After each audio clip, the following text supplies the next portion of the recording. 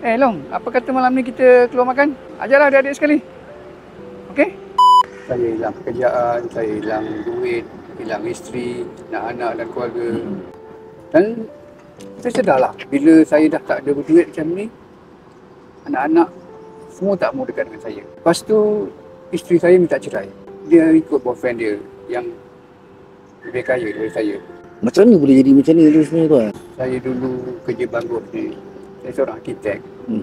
Tapi bila tiba aja masalah kewangan saya jadi distress, gila. Tak tahu nak buat apa. Lepas tu, performance saya down. Dan kami saya pun berhenti dengan saya.